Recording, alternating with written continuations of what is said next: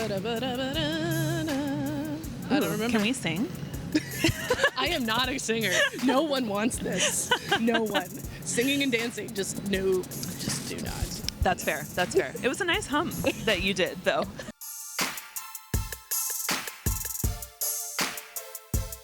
Hi, and welcome to Literary Hype. I am Stephanie, your literary hype woman, and today's author conversation comes to you from San Diego Comic-Con. I had the immense pleasure of being a moderator there this year for the Queens of Lust and Lore panel, and this author was on that panel with me. Her name is Claire Legrand. You might know her from the Furyborn series. Her adult debut is now out in the world called A Crown of Ivy and Glass. It is the first in a trilogy. So we are in for a treat on this one. So without any further ado, here is my conversation with Claire Legrand. First thing I want to talk about is your author photo, because that looks so intense. Oh, yes. It makes you look so intimidating. And then you meet you, and you're like super nice and chill. It doesn't feel. Do you ever get any comments on that? I only have gotten a comment once. I used to work at a library, and this old white gentleman came up and was like, I guess he checked out my book or something. I can't remember how it came up that I was an author.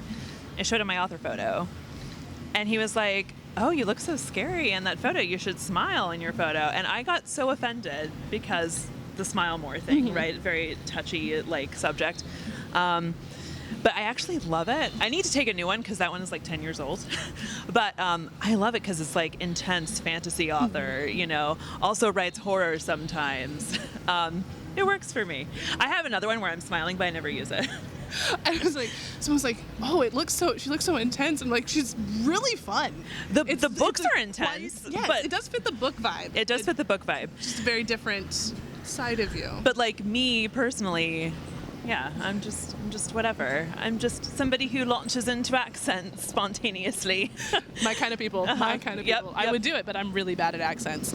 So let's talk a little bit about your book. Yes. That you were out talking about here at San Diego Comic-Con, A Crown of Ivy and Glass. For anybody who hasn't seen this on their store shelves already or heard about it, what is it about? So, A Crown of Ivy and Glass is the first book in the Middle Mist trilogy. I've been pitching it to people the short elevator pitch is Bridgerton, but with magic and monsters and mental health representation. So it's about three sisters of a noble magic family who are trying to find out who or what is destroying the Middle Mist, which is this magical barrier that protects the human realm from the realm of the gods and keeps the dangerous, wild, ancient magic of the gods separate from humans because those two things don't mix. But someone is trying to destroy that barrier, and so the three sisters are trying to figure out who's doing it and stop them. Meanwhile, they are falling in love and dealing with their childhood trauma and their mental health challenges and going to parties wearing fabulous dresses. There are ballroom intrigues and lots of cool magic stuff. I like writing weird magic stuff a lot. Oh, this chapter is just a bunch of feelings and people doing weird magic. That's my favorite. So yeah, that's what the book is about. So Gemma is our main character, and so she's in this magical world, but she does not get along so well with magic. She does not. Talk about crafting a character that is kind of allergic, for lack of a better word, to the world around them. Yeah, so one of the reasons that I started writing this series is I wanted to write books, fantasy books, featuring heroines who are dealing with mental health challenges, dealing with body issues, dealing with childhood trauma. I wanted to feature these really important and tough real world subjects in the context of a lush, magical fantasy world. And Gemma has, as you implied, she has basically this debilitating allergy, if you will, to magic. So being around magic is painful to her. She lives with chronic pain. She lives with debilitating anxiety and panic attacks. And honestly, as someone who lives with anxiety and depression, very often if I am if my anxiety is really high or if I'm in a depressive swing, it kind of feels like the world around me is painful and that I don't fit there and that I'm allergic to, the world around me in a lot of ways. It's the mental gymnastics that you go through when you're in one of those periods to fit in the world around you and hide what you're actually experiencing can be exhausting. So I definitely drew upon that when I wrote Gemma's character. And yeah, it's really tough for her. She's the only one in her family who cannot perform magic and for whom magic is painful. And it's a big part of her story is figuring out why and figuring out how to live with this part of her. Her pain, her anxiety, it's chronic. It's not going to be magically fixed and go away. How can she, part of her journey is figuring out, how do I accept this about myself and accept that it's not my entire self. It doesn't define me. It's just a part of me. How do I live with that? How do I learn to reach out and ask for help when I need it? So she's very dear to my heart. Is this PG-13 or? You can do whatever you want. Okay. Well, Gemma's kind of a fancy bitch. She's not always likable. And she's like my tribute to characters like Emma Woodhouse from Jane Austen's Emma and Amy March from Little Women, like these sort of prickly, selfish, rash, unlikable characters who go through tremendous growth. And that's the case with Gemma. And so I know she's a little difficult at first. She goes through a lot, she grows a lot, she learns a lot, and she really becomes the heroine of the story, and she discovers that she's worthy of love, which she never believed she was, and that she's braver and stronger than she ever thought she could be. I love her. Can you tell? No, not at all. What is it like for you as someone who struggles with these mental health issues to put that into a character? Because representation is so important, but for you to put that piece of yourself on the page, what is that like for you? I find it really cathartic and empowering, actually. So I wrote a middle grade book years ago called Some Kind of Happiness that's about an 11-year-old girl with undiagnosed anxiety and depression. And I remember my editor at the time checked in with me a lot. And she was like, "Are you okay? Like, I just want to make sure as we're going through this process of this book that's very, close to you and very emotional, like that you're doing okay." And every time she checked in, I said, "I'm doing great, actually. Like, this is weirdly therapeutic. Like, I'm doing this as my job, and I'm getting paid to basically go to therapy when I sit down to work on this book every day." So, similarly with Gemma, not only was it therapeutic and cathartic in the sense that I was writing about an experience so similar to my own, but also writing her as part of this fantastical, rich, beautiful story that has all my favorite things and brought me a lot of joy during lockdown is like the best of both worlds. It was cathartic in the sense that mental health, but also really fun because like magic and monsters and all the things I love. So combines all my favorite things. Here for it. Here for it. Then we have Talon, our little man of secrets. Yes, indeed. Did you know when you went into it what his secrets would be, or is that something that developed along the way? I did know Talon's entire story when I started planning. Like, when I started writing the book, I had the whole series planned out. I'm a planner. I like spreadsheets. I like lists. And so whenever I start a project, I outline it from start to finish first. And when it's a trilogy or a series, I outline it from start to finish, like the entire series. So I know where it's going, and I knew what his secrets were and what his deal was, if you will. But his personality and the true depth of the pain that he is also carrying and hiding, as Gemma does with hers, didn't become clear to me until I got to know him better during the drafting of the book. And part of the inspiration for his character, her character, the entire series comes from 3 classic romantic ballets that I drew inspiration from for the books. So the first book, Crown of Ivy and Glass, is inspired by Giselle. And the second book is inspired by The Firebird, and the third book by Swan Lake. So fans of the ballets will see some Easter eggs here and there, and they might guess some of what's going to happen if they know the story of the ballet as they start to read Crown. But yeah, Talon was really fun. It's really fun writing romance and writing love interest because it's kind of indulgent, right? Because you get to write love interests that you're really into.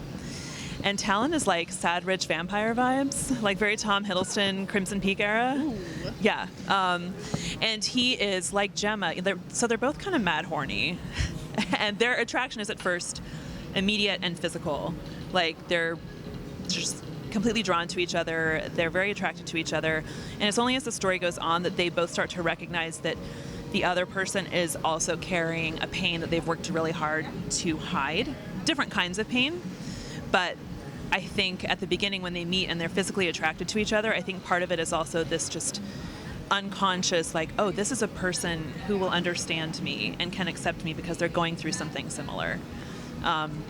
And I love that for both of them because they're both very lonely for different reasons. So you touched a little bit on that it is a trilogy and that you knew ahead of time. Yes. How do you, and you've talked about on tour that each book is a different sister. How much effort and planning goes into weaving their stories together to make sure that they line up with each book with what's going on? That's a great question. So I planned out the entire series arc from the beginning, just in a general sense of like the overall action. Like, what is the issue, like the big external issue at the beginning of the series, and how are they going to try to solve it, and where is it going to end? And then from there, I thought about what's the order in which I'm going to tell this story. Like, whose perspective needs to come first, second, and third. And Gemma felt like a natural choice for book one, even though she's difficult, because her world broadens so much as she grows during book one. And I felt that that would mirror the reader understanding more about the world as they are introduced to the story. And also, Gemma grows a lot in book one, and I think if we as readers had to read about her for one or two books until we got to her book, where we could see things from her perspective, I think that people would have a really hard time with her because it would not be fair to her character. We would only be seeing the self that she presents to others rather than being in her head from the beginning and understanding what she's going through. And so from there, it just, once I knew that Gemma would be the first narrator, then I thought about, okay, where is the natural stopping point for the story that aligns with her internal arc? And then from there, I was able to use the same kind of strategy to figure out, all right, what is book two? Whose book is book two? Where is it going to start and finish? Same for book three. It actually fell into place pretty naturally. And I think part of that is because I spend a lot of time before I start writing, letting an idea simmer in my head and building like inspiration boards and playlists and really just jotting down random notes and creating this tapestry of sensory information and vibe and aesthetic and character development before I begin writing. So once I got to the actual like planning of the trilogy, it felt very like, oh yeah, this is exactly what needs to happen. I've spent a lot of time with these characters already. I know what needs to happen to tell their stories. How long does that process take before you get to the actual writing part? It depends. Years. For the book that I mentioned earlier, Some Kind of Happiness, which is a middle grade book, that one I wrote in like a month. That was a very short process because it's mostly realistic fiction with like a little bit of a fantasy twist. And the world was very small and very easy to access for me, so I wrote it very quickly. This series, obviously, it's a big fantasy series. There's lots of world building, there's lots of magic, there are lots of different like kinds of creatures. And it takes a while to get to know a world like that to the point where it feels easy to write about it. Like you're like, oh, I can write about this. I've been here for a while. And then the Imperium trilogy, which is what I'm probably best known for. The first book is Furyborn, and I came up with the idea for those books in 2004, and Furyborn wasn't published until 2018.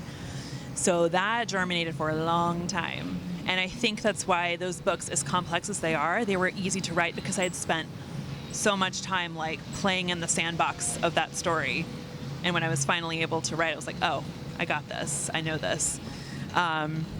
So like Middle Mist, I don't remember exactly when I first started playing in that sandbox, but it was definitely pre-pandemic. It's been several years. So yeah, just depends on the project. Excellent question. You mentioned earlier that you break out into accents every so often. And in the audiobook for this, the narrator, the reader has an accent, but you do not. When you're writing, do you think in terms of an accent, or is that just something that came about later? I do. I'm definitely of the mindset because of the fantasy that I grew up reading. I'm like, if I'm reading fantasy, I just picture everyone, or I imagine everyone using like English accents, you know, like I'm like, oh, there's a bearded dude in this fantasy story. In my head, he sounds like Aragorn, you know? So I do sometimes, I do think of the characters speaking in those sort of, I guess, typical fantasy-esque accents. And I do read aloud a lot to like hear what the rhythm of the sentence sounds like and what the like rhythm of the dialogue back and forth sounds like. and then I do the voices. And it's really fun. I love this so much. It's fun. I love reading aloud. Like, every now and then when I'm writing, I'm like, my partner, hey, can I read this section to you? And I'll like get up, and it's almost like I'm performing it for him, like doing the voices and moving around, and it's really fun. That's adorable. It helps to get into the mindset of like, okay, do people actually talk like this? I mean, yes, this is a fantasy world, but in this fantasy world, do people actually talk like this? It's very helpful to like read aloud, because then it becomes very apparent if you've done something weird. So when you're building a fantasy world, I mean, there's a lot that goes into it. Yes. What is the most challenging part for you in creating these magical worlds? I think the most challenging part is just keeping everything straight, and also exercising restraint, because I love big books and I love... You don't say! I know, such a shock for everyone. And so I tend to, especially my first drafts, especially because in first drafts, even though I've been building the world for a while, I still get to know it a lot during the first draft. So then those first drafts get really big. And then I have a giant 250,000 word book. And my editor's like, Claire, I love you, but why? So the biggest challenge for me, I would say, in world building is figuring out, okay, what is important for me to know as the author, because I need to know that information to write the story, versus what is actually important for the reader to know. So that's something that I'm still working on with each book, trying to get better and better with the guidance of my editor. Like, okay, Claire, we don't need everything that could ever be in a fantasy story in this book. But I think that's part of my process. Like, I write the first draft, I put everything that I could absolutely put into it.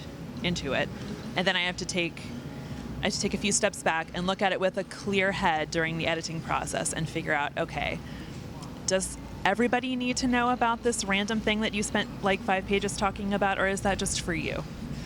So when you have a big, rich world, sometimes it's difficult to know, like, okay, it is a complex world. I need people to know this information. Or do I? Is this just for me? So asking myself that question a lot during the process is something I try to do. You've been in YA. Mm-hmm. This is your adult debut. Mm-hmm. What was the biggest challenge for you in making that switch and like now writing spicy scenes? Well, it's actually been a pretty organic transition, because the Imperium trilogy it's like up there. Like, it already has some spicy content.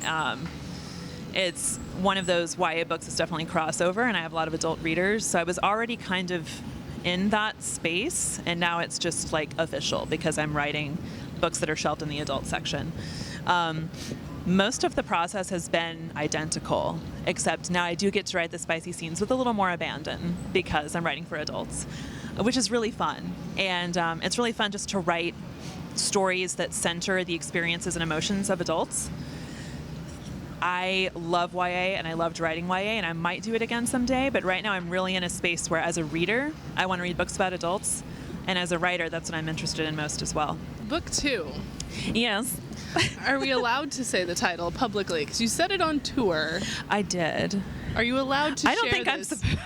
I don't think I'm supposed to. Okay. But it's really pretty and lyrical and fantastical, and I love Book 2. I had such fun writing it. I'm in the process of editing with my editor right now.